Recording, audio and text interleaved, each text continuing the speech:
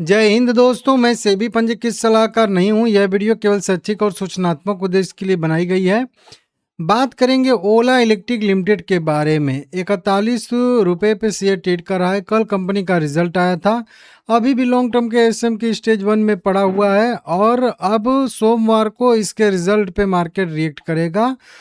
2 crore 70 lakh equity से total trade हुए हैं 111 करोड़ रुपए के और 26% का डिलीवरी परसेंटेज निकल के सामने आ रहा है। इन्वेस्टर प्रेजेंटेशन का अपडेट निकल के सामने आ रहा है 7 अगस्त 2026 को। भाई इसमें देखेंगे कि क्या क्या कंपनी ने कुछ मुख्य बातें बताई है। क्या ये बैटरी वाला क्या इनका चल रहा है, ओला महाशक्ति का क्या प्लान इनका चल रहा है, ये सब कुछ हम लोग देखने वाले हैं कि कैसे कंपनी आगे आने वाले समय में ग्रोथ करने वाली है, क्या प्लान है कंपनी का। ठीक है, तो सबसे पहले इसी को देख लेते हैं जो आया है। अच्छा खासा कंपनी को राजस्व हुआ है 450 करोड़ रुपया का। अच्छे खासे जो है इस तिमाही में लगभग 39,000 वाहनों की डिलीवरी यहाँ पे की गई है। सकल मार्जिन 30% से ऊपर बना हुआ है। एबिटा मार्जिन भी यहाँ पे 42% माइनस में शो कर रहा है। तो ठीक है, थोड़ा सा प्रॉफिट कंपनी को मतलब कम होता है, अभी लॉस हो रहा है। और अभी कंपनी अगर देखेंगे तो अच्छा खासा जो है अपना खर्चा कम करके जो है कमा रही है। ठीक है ना, नेट प्रॉफिट अभी नहीं है। ऑपरेटिंग खर्च पिछले तिमाही में लगभग 22% कमाकर 333 करोड़ कर लिया है। कंपनी ने 778 करोड़ रुपए का क्वालिफाइड इंस्टीट्यूशनल प्लेसमेंट के जरिए सफलतापूर्वक फंड भी रेस कर लिया है और जिसे ओवर सब्सक्रिप्शन भी मिला था वो वहाँ पे बताया गया है। बाजार बिक्री और हिस्सेदारी के बारे में कंपनी कह रही है कि ओला इलेक्ट्रिक का टू व्हीलर रजिस्ट्रेशन पिछले तिमाही में लगभग 97% की बढ़ोतरी हुई है। पिछली तिमाही में जो 3,000 4,000 8,000 ऐसे यूनिट कंपनी ने बेचे थे, तो वहाँ से कंपनी कह रही है कि अच्छा खासा ग्रोथ देखने के लिए हमें मिल रहा है हमारे टू व्हीलर सेगमेंट में बिक्री में। कंपनी का मार्केट शेयर भी Q4 2026 से बढ़कर 5% से बढ़ के Q1 2027 में लगभग 8.5% के आसपास पहुंच चुका है। तो 3% का 3.5% का इनको जो है मार्केट शेयर भी गेन होता हुआ दिख रहा है, जो कि बढ़िया है। ये वृद्धि भारत में सभी क्षेत्रों में उत्तर दक्षिण और पूर्व पश्चिम में सभी जगह पे हुई है, ऐसा नहीं कि किसी एक पर्टिकुलर एरिया से हुई है।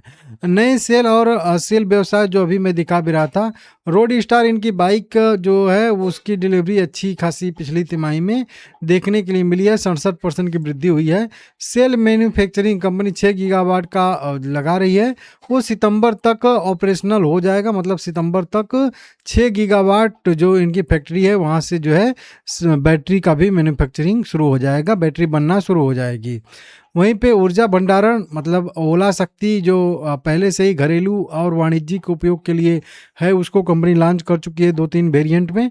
अब जो है महाशक्ति मतलब उपयोगिता बड़े पैमाने और औद्योगिक उपयोग के लिए भी जरूरी ऊर्जा भंडारण बाजार में उतर रही है। महाशक्ति 15 अगस्त को लॉन्च होने वाला है, तो 15 अगस्त को आप लोग तैयार रहिएगा।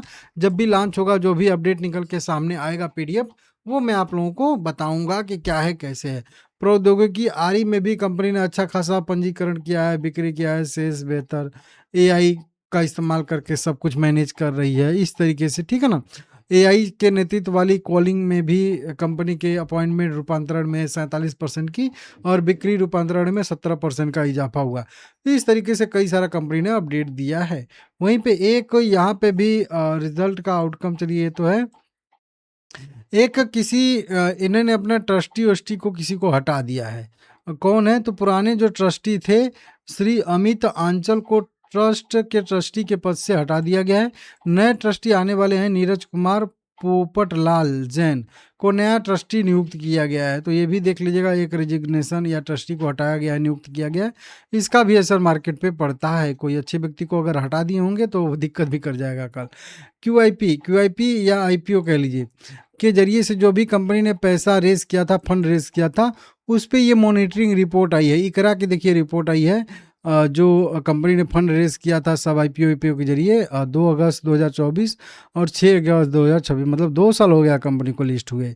तो उसमें जो भी कंपनी ने पैसा रेज़ किया था 5,500 करोड़ रुपया, उसकी मॉनिटरिंग रिपोर्ट यहाँ पे आई है कि पैसा कहाँ-कहाँ पे खर्च होने वाला था और कहाँ-कहाँ पे पैसा खर्च हो रहा है, और इसका यहाँ पे अपडेट है जो कि आप लोग यहाँ पे देख सकते हो। सारा अपडेट है, इसको आप चाहो तो देख भी सकते हो। बहुत इम्पोर्टेंट ये अपडेट नहीं है, लेकिन फिर भी कॉन्फ्रेंस कॉल का भी कंपनी का ऑडियो रिलीज कर दिया गया है। ये लिंक के थ्रू आप जो है जाके इनका MP3 ऑडियो जो है कॉन्फ्रेंस कॉल का जो सवाल जवाब हुआ है उसको सुन सकते हो। नहीं तो 1-2 दिन के बाद जो है वो लिख के आ जाएगा, तो उसको भी मैं समराइज करके आप लोगों को बता दूंगा।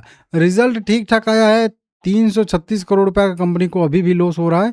हालांकि ये सबसे लोएस्ट लॉस अभी तक का है कंपनी का, ठीक है ना। ये एक बार जो है जून 2023 में जब लिस्ट नहीं हुई थी तब का जो है यहाँ पे है, लेकिन लिस्ट जब से हुई है तब से सबसे लोएस्ट यहाँ पे कंपनी का लॉस है। तो ठीक है, देखेंगे आने वाले समय में कंपनी ब्रेक इवन पे आ सकती है, संभावना तो ऐसी रहेगी।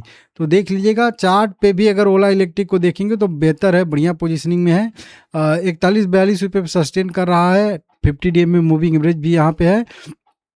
अगर यहीं पे सस्टेन करके मूव करता है ऊपर की साइड में तो अच्छी खासी तेज़ी हम लोगों को देखने के लिए मिल सकती है। मेरा भी उसमें लॉन्ग टर्म का पॉजिटिव रहेगा। पहला रेजिस्टेंस इसका बड़ा वाला शॉर्ट टर्म के लिए कह लीजिए 52 पे, और बड़ा वाला अगर कहेंगे लॉन्ग टर्म के लिए तो 63 रुपये के आसपास रहने वाला है। लाइक करके चैनल को सब्सक्राइब कर लीजिएगा। कल तेज़ी रहेगी कि मंदी रहेगी आप कमेंट करके बताइएगा।